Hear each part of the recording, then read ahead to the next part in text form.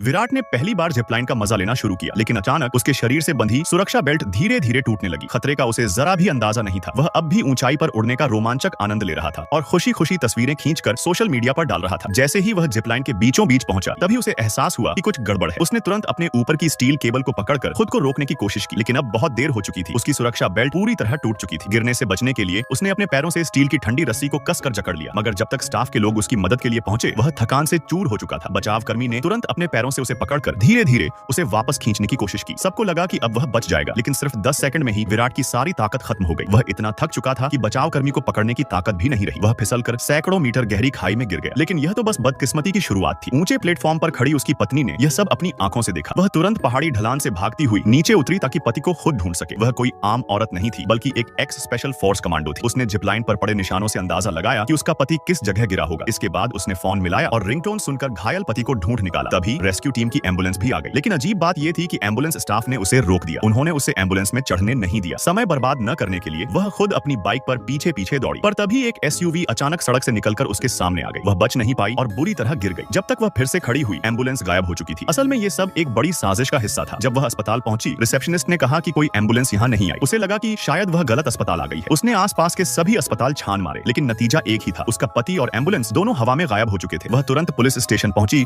और शिकायत दर्ज कराई। शेरिफ ने पहले मुख्यालय से संपर्क करने की सलाह दी, लेकिन जो नजारा सामने आया उसने उसका दिल तोड़ दिया। कल तक जो रेस्क्यू स्टाफ उनके सामने झुककर बात कर रहा था, आज उसकी ओर देखने से भी डर रहा था। वे साफ साफ यह कहने लगे कि उन्होंने पति पत्नी को कभी देखा ही नहीं। पत्नी का गुस्सा फट पड़ा। वह चाहती थी कि उन लोगों को वहीं पीट दे। पुलिस के पास कोई सबूत नहीं था, इसलिए उन्होंने केस बंद कर दिया। अब कोई उसकी मदद नहीं कर रहा था, तो पत्नी ने ठान लिया कि वह खुद अपने पति को ढूंढेगी। वह फिर से जिपलाइन प्लेटफॉर्म पर पहुंची। बिना एक भी शब्द बोले उसने उस कामचोर स्टाफ के शरीर पर जबरदस्ती सुरक्षा बेल्ट बांध दी और उसे खींचकर गहरी खाई की ओर फिसलते हुए ले गई। आदमी का डर के मारे बुरा हाल हो गया। पत्नी ने धमकी दी, अगर तुमने मुझे सच नहीं बताया कि मेरा पति कहाँ है, तो मैं तुम्हें यहीं से धक्का दे दूंगी।